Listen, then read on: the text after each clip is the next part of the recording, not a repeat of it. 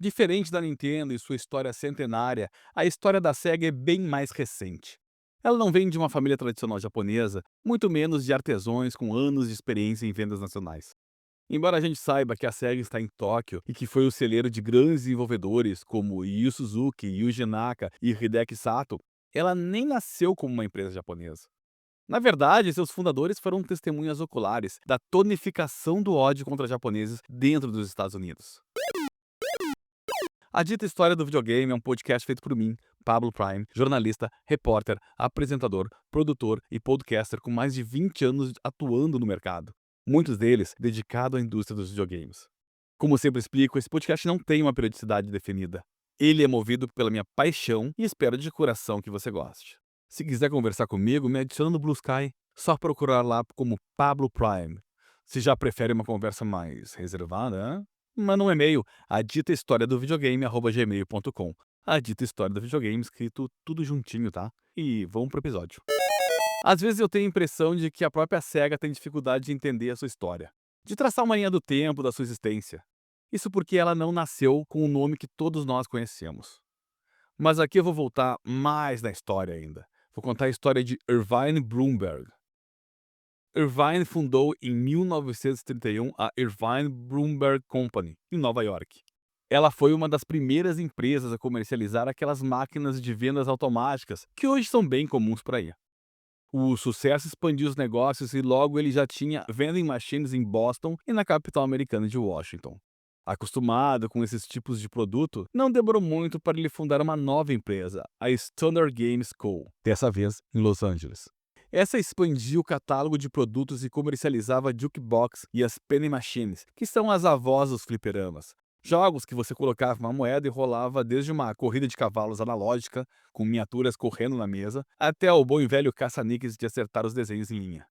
Mas embora Irvine tenha sua importante participação, foi o filho dele, Martin Brunley, que viu um nicho bem específico nascer no horizonte. Junto do pai e de um amigo, James Humpert, fundaram em 1940 uma fábrica que produzia as suas vending e penny machines para instalar dentro de bases militares americanas. Vendo a Segunda Guerra Mundial desabrochar no mundo, Brownlee viu os Estados Unidos investir no seu exército e convocar seus jovens para se alistarem nas bases espalhadas pelo país. Embora nessa época os Estados Unidos ainda não faça parte da guerra, ele já ajudava os aliados com um forte programa de empréstimo de suprimentos. Por isso, suas bases estavam a todo vapor e com centenas de jovens que muitas vezes estavam ociosos. E levar um pouco de diversão para dentro da base era um negócio bem lucrativo. E foi assim que eles foram parar em Honolulu, Havaí, e fundaram a Standard Games. Calma, eu ainda não cheguei na SEGA. Mas por que no estado americano mais longe? Porque Havaí tinha um Pearl Harbor, uma base militar muito importante, porque estava mais próxima da Ásia, principalmente do Japão, país sectário ao eixo, ou seja, aliado aos nazistas. Tudo ia muito bem, os recrutas frequentavam diariamente o espaço da Standard Games, seja para ouvir música ou para gastar algumas moedas nas penny machines. Porém, no dia 7 de dezembro de 1941, antes mesmo das 7 horas da manhã, muitos foram acordados com sons aterrorizantes.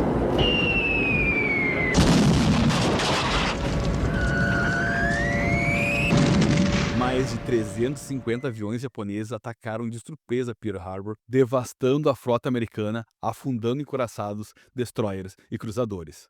As perdas humanas foram pesadas, mais de 2.400 homens morreram e centenas ficaram feridos. Enquanto as bombas caíam, destruindo e matando muita gente, alguns corriam para as acomodações das Standard Games. Quando eles bombardearam Pearl Harbor, havia uma nota em uma das máquinas caça-níqueis que dizia: em caso de outro ataque, pule para baixo desta máquina. Ela nunca foi atingida. Disse Lauren Bromley, filha de Bromley, ao livro The Ultimate History of Video Games. Pearl Harbor era importante para os americanos pela sua localização. Embora Yankees e japoneses não estivessem em guerra declarada, existia uma situação conflitante entre eles e o porto era um posto próximo ao inimigo. Já que esse podcast é sobre história, vem aí uma breve explicação sobre a entrada dos americanos na Segunda Guerra. Até porque isso vai afetar muito na nossa dita história do videogame. Desde 1937, o Japão buscava expandir seu território no Sudeste Asiático, principalmente para conquistar territórios ricos em matérias-primas que as ilhas japonesas não tinham em abundância, como petróleo, borracha e metais. China, União Soviética, Mongólia, Birmânia, Singapura, Indonésia e a região que hoje é compreendida por Laos, Vietnã e Camboja foram invadidas por tropas japonesas. De forma bem resumida, atrocidades de arrepiar foram cometidas com aqueles que ali viviam. E como de praxe, grande parte do mundo se dizia preocupada, mas não fazia absolutamente nada. Os Estados Unidos estavam preocupados com a expansão. Contudo, a apreensão era dos japoneses atacarem os territórios americanos e o seu crescimento a ponto de uma nova potência mundial desabrochar, colocando a soberania dos americanos em xeque. Buscando frear o desenvolvimento bélico nipônico, os Estados Unidos impuseram vários embargos na venda de aço e petróleo, criando uma barreira econômica no progresso expansionista. Assim, o Japão decidiu que a melhor forma de acabar com esse impasse era atacar os Estados Unidos primeiro. O medo é que, ao atacar a Indochina ou Vietnã, territórios que naquela época pertenciam aos Países Baixos e à França, os Estados Unidos usariam seus exércitos para impedir as conquistas. Ao destruir as armas navais situadas no remoto estado do Havaí, o Japão acreditava que ganharia tempo para dominar o Pacífico que almejava. Ao efetuarem um ataque rápido e devastador, o Japão acreditava que os americanos optariam por um acordo de paz e, assim, evitariam entrar em uma guerra contra o poderoso Império do Sol Nascente. O ataque, claro, teve efeito contrário. No dia seguinte, os Estados Unidos declararam guerra ao Japão, entrando oficialmente na Segunda Guerra Mundial. A guerra não afetou os negócios da Standard Games. Eles continuavam espalhando seus caça-níqueis por tudo que é base americana e ganhando uma fortuna com os imediatos recrutas. A guerra acabou, vitória americana, derrota japonesa, e os negócios da Standard Games continuavam de vento em polpa. Nesse meio tempo, eles criaram a California Games, uma Standard Games que distribuía os eletrônicos na costa leste americana, e no ano seguinte encerraram a Standard Games para, em 1946, ser a vez da California Games ter operações encerradas e tudo começou a se chamar Service Games. Viu? Meio confuso, né? Mas foram uma empresa, depois abriram outro, fecharam tudo e viraram uma só, a Service Games. Se a guerra não conseguiu acabar com os negócios da empresa, ninguém ia parar o sucesso dele, certo? Em 1951, os Estados Unidos proíbem jogos de azar e isso acabou afetando os caça-níqueis da Service Games, que foram recolhidos pelo governo americano e jogados em um depósito. Com medo de perder tudo e provando que não ficou nenhum ressentimento com o povo japonês, Brumley e seu pai pagam uma multa e compram do governo norte-americano suas próprias máquinas, com o argumento que levariam todas elas para o Japão. Lá, o jogo ainda era legalizado e, principalmente, o país passava por um processo de revitalização de sua indústria. Então, sairia mais barato produzir, montar e recondicionar as máquinas lá. E foi o que eles fizeram. Voltando para a aula de história, o Japão pós-guerra era um país muito pobre. Com muitas cidades dizimadas, suas fábricas estavam ora em ruínas, ora sem força de trabalho, já que muitos homens serviram durante a guerra e poucos voltaram vivos. Outro fator importante por lá é que, pós-guerra, os Estados Unidos ajudaram muitos países que perderam a guerra a se reconstruírem. E esse ajudaram com grandes aspas, porque obviamente não foi de graça essa ajuda. Mas essa sacanagem eu não vou entrar aqui, tá? Em resumo, a dizer que, por defesa e auxílio, já que o Japão não tinha mais um exército, os americanos instalaram bases militares por lá, e isso significa muitos soldados e, consequentemente, muito público sedento por caça-níqueis. Era um mercado aquecido, diferente do censurado ocidental. Sem saber quanto tempo ia durar a repressão aos jogos nos Estados Unidos, Brumley manda 2 funcionários para o Japão, Richard Stewart e Ray Lemaire. Instalados na capital Tóquio, eles inauguram uma nova companhia, a Service Games of Japan. Nesse momento, Stewart e Lemaire se tornam parte da história da SEGA, se tornando sócios junto a Humphrey, Brumley e Brumberg. A nova empresa tinha o mesmo nome da irmã mais velha havaiana, mas com uma terminação que deixava claro que agora a estratégia era conquistar outro país. Aproveitando a posição estratégica no globo, a Service Games expandiu sua atuação para a Coreia do Sul, Vietnã, Filipinas e Panamá. Apesar dela vender jukebox e caça-níqueis, esse último era o carro-chefe, era o que trazia dinheiro para a companhia. E se você nunca ouviu falar brevemente dessa história, a abreviação Service Games, usando só as primeiras sílabas, se torna SEGA. Daí o nome que tanto conhecemos e a origem bem mais ocidental que japonesa. A propósito, a primeira máquina a receber o logo, só como Sega, foi o caça-níquel Diamond Star, lançado apenas em 1954. Até então, ele sempre assinava como Service Games. Em 55, no dia 30 de abril, James Humper deixa a sociedade, abandonando a Service Games. Ele vende sua parte ao pai e filho por $50.000 para cada. De acordo com a inflação, 1,2 milhões de dólares foi pedido por sua parte na sociedade. Após a saída, Humpert se torna um importante construtor norte-americano e nunca mais voltou a trabalhar no ramo do entretenimento eletrônico. Tudo ia bem até a expansão da Service Games chamar a atenção do governo americano e japonês. No final da década de 50, alegando suborno e sonegação fiscal, o governo americano baniu a SEGA das bases militares americanas, tanto do Japão quanto das Filipinas. Vendo o mercado minguar, em maio de 1960, a Service Games of Japan encerra suas atividades. Obrigado por escutar esse podcast e até a próxima!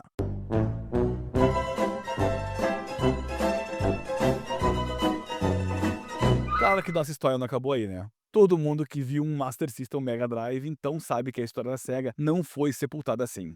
3 dias depois, a ex-Service Games of Japan volta com duas empresas distintas, a Nihon Goraku Busan e a Nihon Kikai Seizu. A Kikai continuou desenvolvendo caça-níqueis e comercializando sob a marca Sega Inc. Já a Goraku ficou responsável por toda a logística de distribuição das máquinas operadas por moedas, em especial as Junkbox. As duas empresas davam considerável lucro aos seus donos, que passavam a aceitar que o Japão era sua nova casa. Sendo assim, eles compraram os ativos da falida Service Game of Japan e venderam os ativos da abandonada Service Games Havaiana por 1,4 milhões de dólares na época. Hoje, feitos os cálculos com a inflação de 60 anos em cima, daria praticamente 15 milhões de dólares ou mais de 86 milhões de reais. Em 1964, eles unificam as duas empresas e adotam apenas o nome Nihon Goraku Busan. E aqui vale um comentário bem particular. Mas vamos ser sinceros, não dá para dizer que não se entende o porquê do governo americano desconfiar de possíveis sonegações de impostos. O tanto de empresa com nome diferente que foi criada e encerrada realmente causa dúvida. Mas quem sou eu para julgar também, né? Eu não entendo nada de negócio. Vamos dar uma pausa na história do pai e do filho para contar a história de outro americano radicado no Japão. David Rosen foi um oficial da Força Aérea Americana que vivia no Japão. Com o fim da Guerra das Coreias, fim é modo de dizer porque ela existe até hoje, mas eu não vou me aprofundar nisso e desvirtuar ainda mais esse podcast, pelo amor de Deus. Bom, com o fim, Rosen viu que aumentavam as buscas por regularização de documentos, principalmente de fotos que eram tiradas apenas em locais especializados. E nessa época, as fotos serviam para tudo. Eram 3x4 na carteira de identidade, outra 3x4 no cartão alimentação do governo e até nos currículos de emprego, já que com a saída dos japoneses do território coreano, muitos soldados voltavam para casa em busca de novos empregos. Assim, Rosen viu o negócio e passou a importar cabines fotográficas dos Estados Unidos, as fotoramas. Isso lá em 1954. Elas eram aquelas cabines que batem as fotos instantâneas quando você coloca uma moeda, sabe? Entra, faz careta e aí a máquina, pum, bate as fotos em sequência. Bastava realizar algumas alterações básicas no layout para transformar o aparato de diversão em um equipamento voltado para fins burocráticos. Nascia assim a Rosen Enterprise. Próximo do fim da década de 50, para ser exato em 1957, Rosen expandiu seus negócios além das cabines fotográficas. Ele, acompanhando a reestruturação do Japão, viu que os japoneses estavam gastando dinheiro e gastando muito dinheiro em lazer. Aí ele passou a importar os avós dos fliperamas. Máquinas que com uma moeda permitiam jogar alguns games de tiro, daqueles que aponta a pistola e atira. Ela emite um feixe de luz e alguma coisa acontece. Não era uma atividade barata. Primeiro precisou de uma autorização do Ministério da Indústria e Comércio do Japão. E só assim, esse tipo de equipamento podia vir de fora. Além disso, as taxas de importação eram surreais, gente. Cada máquina era taxada em 200% pela Receita Federal, fora o custo do envio. No final, cada máquina custava 3 vezes o valor original. Mas, antes que você se pergunte se valia a pena ou não, Rosen recuperava esse investimento em apenas 2 meses de operação. Definitivamente, os japoneses estavam dispostos a desembolsar boa parte dos seus proventos em recreação. No livro Service Games The Rise and Fall of Sega, escrito por Sam Petros, David ilustra bem o triunfo do seu negócio. Tivemos sorte. Com base na minha experiência inicial com a Fotorama, desenvolvemos um ótimo relacionamento com vários estúdios de cinema, principalmente a Toho e a Shursheko, o que fez com que eles disponibilizassem seus espaços para nós. E especialmente com a Toho, provavelmente tínhamos um fliperama no saguão de cada um dos seus cinemas. Não sei ao certo quantos fliperamas chegamos a ter, mas quando eu deixei o Japão, não havia uma única cidade no país que não tivesse pelo menos um dos nossos. Outro fator importante para a fortuna de Rosen crescer consideravelmente foi que muitas cidades que ele explorava comercialmente não tinha outro fliperama além do dele. Então ele mantinha o monopólio do lugar quando o assunto era entretenimento eletrônico. Isso durou uns 2 anos, pelo menos, até a nossa conhecida Taito entrar no mercado e explorar suas casas de arcades por qualquer rebimboca japonesa. E sobre a Taito, ela explorava fliperamas e jukebox, ou seja, afetava os negócios de muita gente. Para piorar ainda mais seus negócios, seus colegas americanos da nossa conhecida Nihon Goraku Busan expandiu vertiginosamente com o fim das suas operações nos Estados Unidos e passou a operar na maioria das cidades em que Rosen monopolizava até então. Em 65, sufocado pelas concorrentes, a empresa de Rosen é adquirida pela crescente Nihon Goraku Busan. A fusão dá origem a uma nova empresa, a Sega Enterprise Limitada. Nessa nova empresa, Rosen se tornou o CEO. O nome Sega Enterprise foi escolhido por uma explicação bem simples, tá? Embora a Sega não existia mais como empresa, a Nihon Goraku Busan ainda usava a Sega nos seus arcades, e por isso era um nome forte e reconhecido pelos japoneses. Resolveram manter para atrair a pessoal que já conhecia. E o Enterprise vem de Rose Enterprise, agora absorvida. A fusão ia além da absorção da empresa. Ela também direcionava a companhia para novos caminhos. Foi abandonando a exploração de bases militares norte-americanas, ramo que deu origem à Standard Games, e a SEGA se tornou uma empresa de capital aberto focada em máquinas de diversão operadas por moeda. Eles importavam jukebox, máquinas de pinball da Williams e jogos de tiro ao alvo eletrônicos da Midway.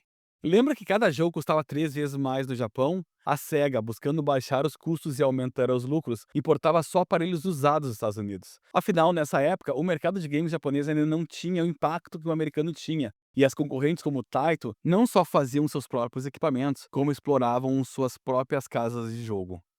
Como todo esse material americano já vinha bastante detonado, não era raro dar defeito. O jeito de resolver isso era criar uma divisão interna para consertar tudo que dava pau. Em pouco tempo, os técnicos da SEGA sabiam exatamente o que cada jumper fazia e o que cada fiozinho ligava. Não ia demorar muito para eles entenderem como fazer seus próprios arcades. Em 1966, ou seja, um ano após a fusão e o nascimento da Sega Enterprise, a primeira máquina oficial da Sega chega ao mundo, o Periscope. O jogo era eletrônico, mas bem longe dos arcades que conhecemos. Ele usava luzes e efeitos sonoros para simular um ataque submarino. O jogador olhava em visor semelhante a um periscópio e disparava o torpedo, acertando ou não o navio inimigo. Eu sempre acho ruim escrever jogo por áudio, por isso eu recomendo procurar um vídeo na internet caso tenha interesse. Mas aqui eu vou focar na história e curiosidades. E Periscope tem uma boa. Até hoje rola uma briga entre Sega e Namco sobre quem é o inventor da Periscope. A Nakamura Manufacturing Co., que em 1907 passou a se chamar Namco, alega que inventou o jogo antes, inclusive lançou primeiro em 65. Fato é que essa história vai se perpetuar como uma briga de narrativas, porque nessa época o registro de propriedade era bem obscuro. Um podia lançar e o outro copiava em seguida, e numa época de registro escasso, não existia comprovação legal de quem lançou primeiro.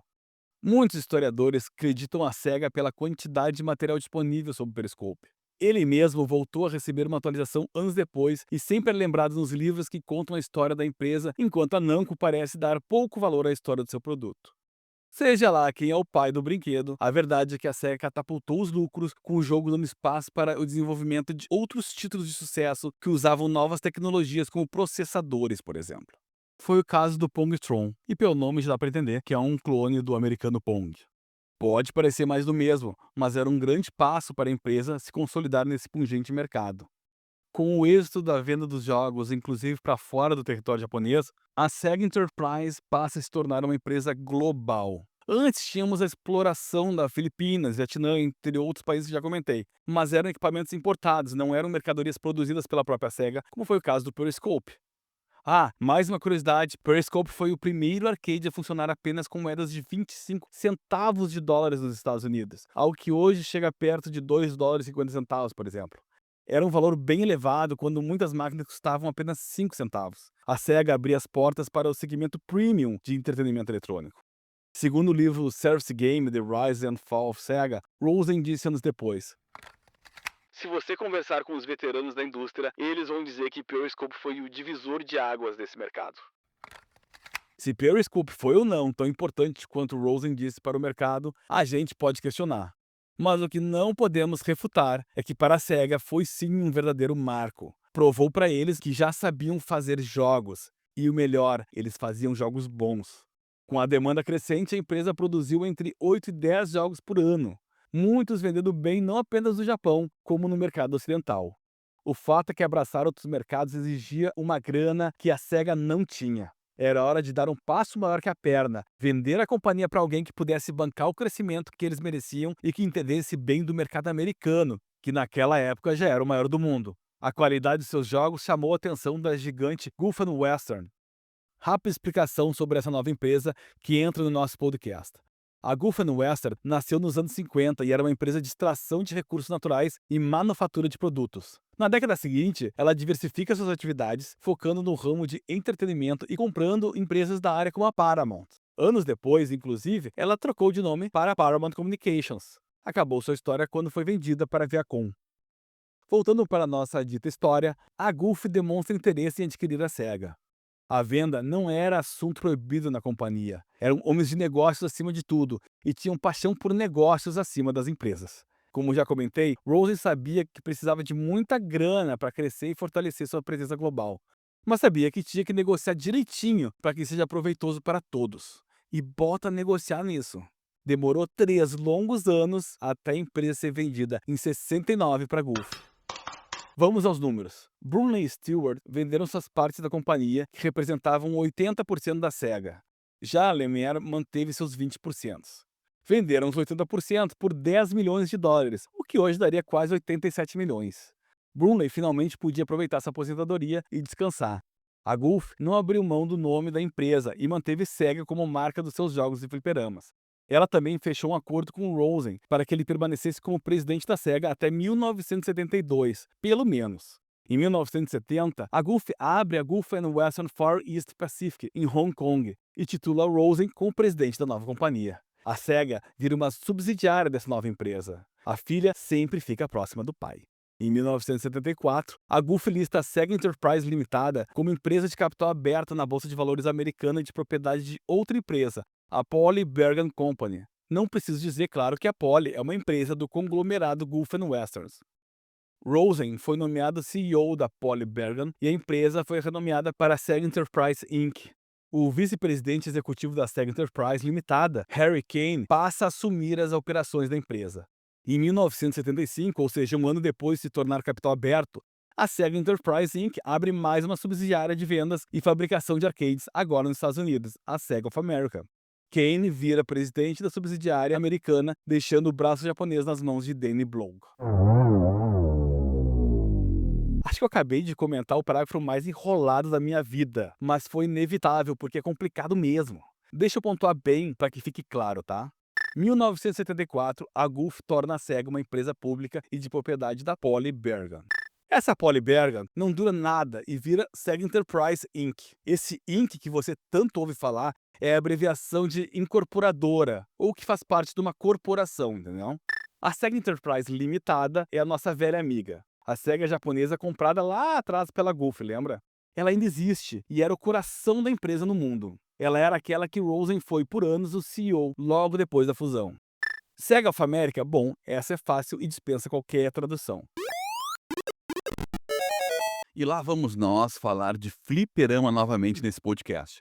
No episódio passado sobre o Famicom, eu comentei que o CEO da Nintendo of America ia nos fliperamas para estudar o que o pessoal jogava e até criou suas próprias salas de fliperama antes de lançar o Famicom. E é óbvio que a Sega também ia explorar esse negócio.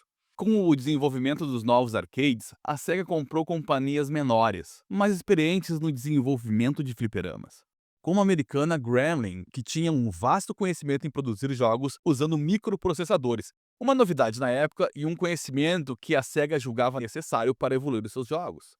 Outra empresa foi a japonesa Escoboweki, uma empresa que parece ter pouca relevância porque você nunca ouviu falar, mas era administrada por Hayao Nakayama, um vendedor que tinha lábia e sabia vender. Nakayama começou cedo vendendo Jackbox. Quando fez dinheiro, abriu sua própria empresa e passou a distribuir arcades por todo o território japonês. Muitos desses jogos da própria SEGA.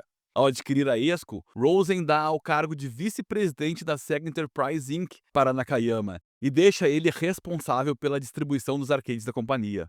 E guarda o nome do Nakayama porque ele foi muito importante. Vai aparecer inúmeras vezes enquanto eu falo dos consoles da Sega. Vendo outras empresas grandes como a Taito e Namco desenvolverem também seus títulos, a Sega fechou uma parceria com a Toho, a produtora de Godzilla e responsável por distribuir muitos animes fora do Japão. A ideia era criar os fliperamas como conhecemos, aqueles salões recheados de arcades, e espalhá-los por todo o Japão. Eram casas de diversão para toda a família, com muitos jogos e verdadeiros prédios cheios de boas jogatinas. Esses arcades houses da Sega duraram até 2022, e para muitos é uma marca da empresa. Eu mesmo, quando penso em Japão, eu lembro desses prédios de fliperamas da Sega, coloridos, cheios de luzes e som alto. Um monte de arcade, um do ladinho do outro.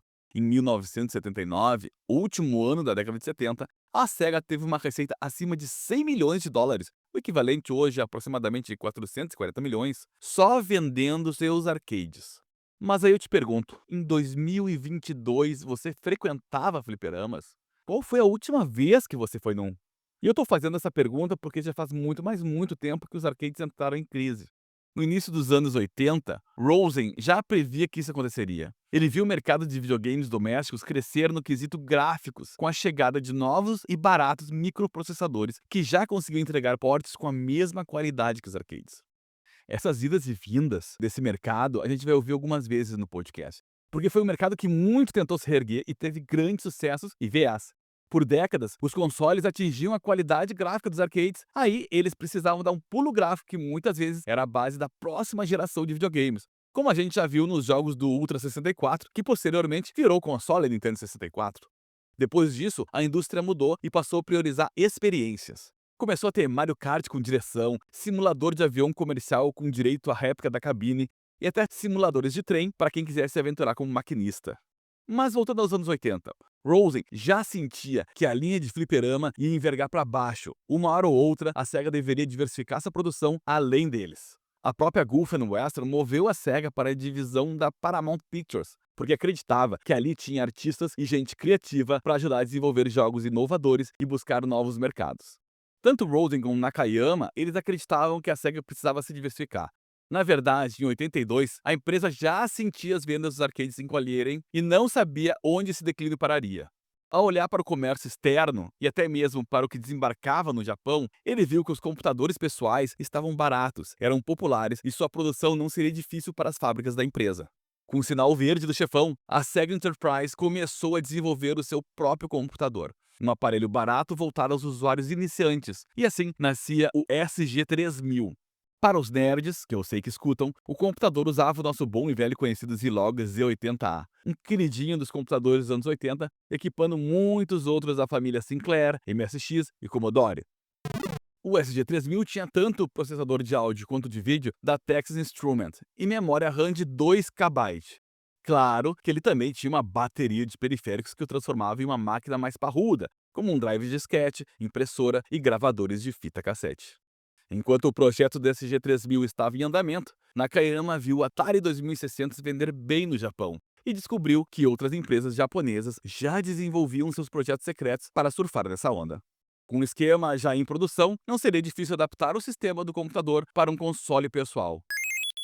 E assim nasceu o SG-1000, um console com alterações de hardware mínimas. Na verdade, foram até econômicas. Reduziram a memória RAM de 2K para apenas 1, e o teclado foi trocado por uma carcaça robusta, branca e cinza, com um controle embutido. Ainda tinha uma porta padrão DB9 para conectar um segundo controle e assim ter uma jogatina local multiplayer. O lançamento do SG-3000 e SG-1000 aconteceu no dia 15 de julho de 1983. E até hoje ninguém fala se foi coincidência ou não, mas foi no mesmo dia do Nintendo Famicom. Por curiosidade, internamente o SG-1000 era muito parecido com o ColecoVision, esse já discutido aqui no episódio 10, tá? Tão parecido que muitos jogos do console da Sega foram adaptados para o aparelho da Coleco. Inclusive, a Beat Corporation, uma taiwanesa conhecida por fazer clones, desenvolveu o Dyna 2 em 1, um console que aceitava tanto jogos de SG-1000 quanto cartuchos de ColecoVision. Esse clone até foi lançado nos Estados Unidos pela Telegames, diferente do próprio SG-1000, que nunca chegou por lá. Na verdade, o SG-1000 foi lançado apenas no Japão, Taiwan, Austrália e Nova Zelândia. O console também teve outros clones, e até clones oficiais, como o Othello Multivision. Oficial porque a SEGA acreditava que parte do sucesso seria em transformar o sistema do computador SG-3000 em um padrão, tipo o que o MSX foi para os computadores e o VHS para os videocassetes. E não deu muito certo, logo veio o MSX, e esse sim caiu no gosto dos japoneses, europeus e até nós, brasileiros. Embora o SG-1000 fosse um bom console, ele teve uma recepção bem modesta. Não vendeu bem por alguns motivos que você já deve imaginar. O principal foi, claro, o Famicom.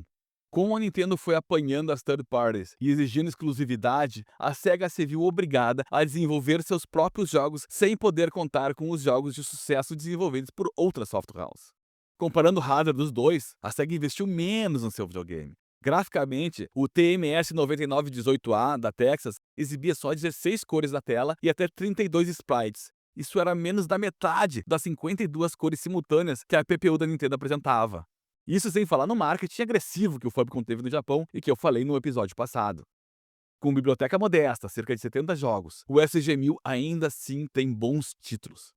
Se você quer comprar um console para sua coleção ou quer jogar por outros meios que todo mundo conhece, eu recomendo começar por Congo Bongo, um clone de Donkey Kong com visão isométrica e um porte muito fiel dos arcades para videogame. Também recomendo o Champion Boxing, primeiro jogo comercial do querido Yu Suzuki, que desenvolveu OutRun e Shenmue, uma das minhas séries favoritas. E por último, a minha sugestão favorita e vai para Girls Garden, um jogo bem legal, desenvolvido na época para as meninas. Outra cabeça, gente, perdoa. Você é uma protagonista menina e tem que juntar flores para o namorado e assim evitar que outras mulheres o conquistem. Apesar dos pesares, é bem divertido de jogar e foi o primeiro jogo desenvolvido por Yuji Naka, o pai do Sonic. Ah, e o SG-1000 ganhou uma segunda versão, o SG-1002, que era internamente igual, mas agora os controles eram destacáveis e conectados por portas DB9, e uma entrada para o Sega My Card, cartões mais baratos que se conectavam em uma entrada especial e que você verá novamente no Master System.